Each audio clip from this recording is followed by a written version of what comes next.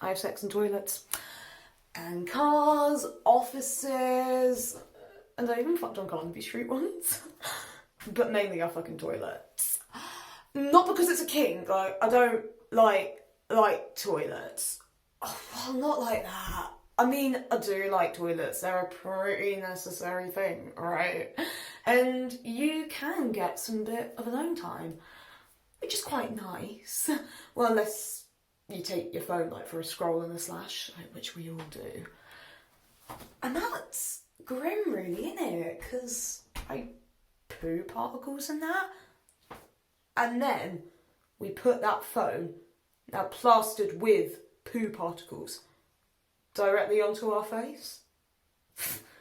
That gives a whole new meaning to the word, like, shit-faced, doesn't it?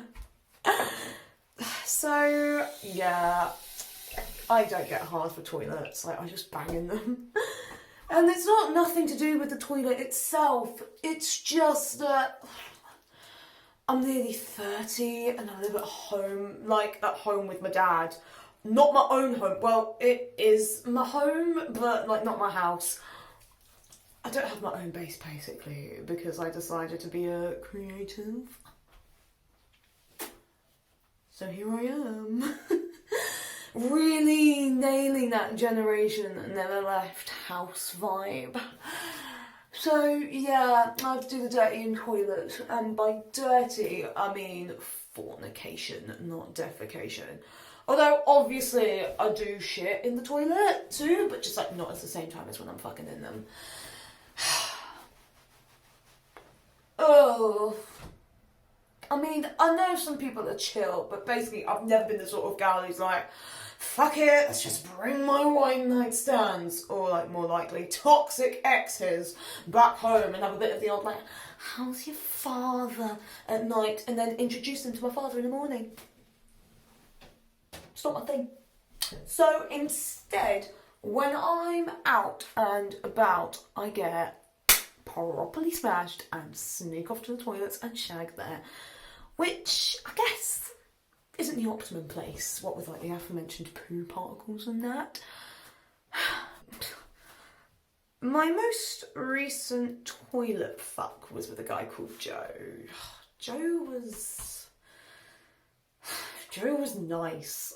I mean, the sex wasn't great, but the toilet was clean and it had a nice little show for my coke, which meant I could snort and jerk simultaneously, so that's a win. Joe was average in all departments really, but to be fair, I shouldn't really judge him too harshly. I mean, I wasn't actually paying much attention to what he was doing. I was just sort of bent over, snorting, while he thrashed about, like thrusting like his life depended on it. Then, when I finished my party powder, I started calling my ex, leaving voicemail after voicemail of me, like, moaning out Joe's name. You know, like, oh, Joe, I'm coming, woohoo, yeah, go on, etc., etc. Joe was pretty silent in his banging, which I found weird, like, definitely not a screamer, but it was like he was trying to ignore, like, my moans and, like, crack on with the job. Bit annoying, really, because I really wanted to, like, ham it up for my ex on the phone. Anyway, after a few more pumps, I started to get bored and a bit motion sick, if I'm honest, so I threw him a fake gasm and sent him on his way. And then I sat on the toilet to, like, push out all the cum he'd left in my vagina. You know, that's one of the really handy things about toilet banging, like, they can ejaculate in you, and you can ejaculate them straight out of the toilet. It's like a cum conveyor belt.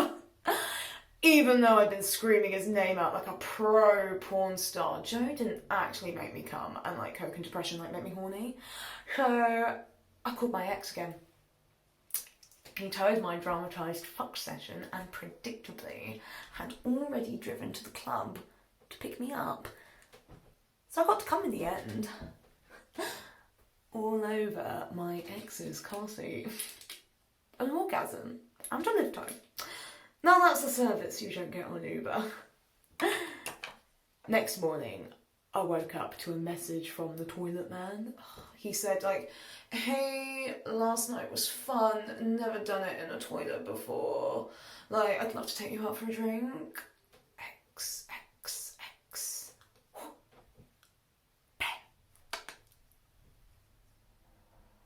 Ben.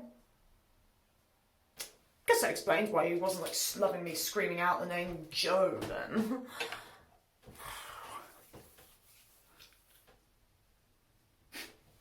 Still texted me though, didn't he?